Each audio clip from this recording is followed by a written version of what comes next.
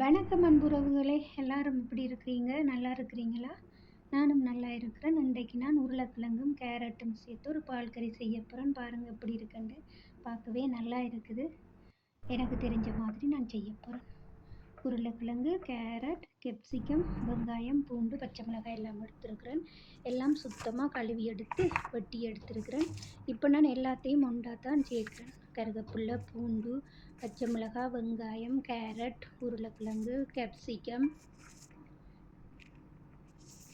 Capsicum சாப்பிட்றது நல்லது.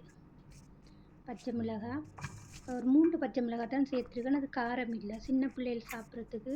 அப்போ காரம் இல்லாமல் இருந்தால் தான் நல்லா. மஞ்சத்தூள், வெந்தயம், கருவேப்பிலை, மிளகுத்தூள் இதெல்லாம் சேர்த்துட்டு நான் 2 டீஸ்பூன் நல்லெண்ணெய் சேர்க்குறேன். இல்லாட்டிக்கு ஒலிவ் எண்ணெய் சேர்த்து அப்படியே நாங்கள் கொஞ்சம் மூடி வச்சோம்னா இந்த சொட்டை எண்ணெயிலேயே நல்லா வெந்து வந்துடும். பாருங்கள், இப்போ எல்லாம் நல்லா வெந்துட்டுது. வெந்த பிறகு நான் தேங்காய் பால் சேர்க்குறேன். இப்படி பால் கறி செய்தால் தான் சின்ன பிள்ளைகள், வயது வந்தவங்க சாப்பிட்றதுக்கு நல்லா இருக்கும், நல்லா வெந்திருக்கும். ஆனமாக இருந்தால் தான் ஊற்றி சாப்பிட டேஸ்ட்டாகவும் இருக்கும். பிடிச்சிருந்தால் லைக் பண்ணி கமெண்ட் பண்ணி சப்போர்ட் பண்ணுங்க உறவுகளே. நிறைய பேர் பார்க்குறீங்க, சப்போர்ட் பண்ணுறீங்க. எல்லாருக்கும் ரொம்ப நன்றி. பாருங்கள் எப்படி இருக்குன்னு சொல்லி. மீன் குழம்பு சோறு, இறைச்சி கறி சோறுக்கு இந்த கேரட் வெள்ளைக்கறி நல்லா இருக்கும்.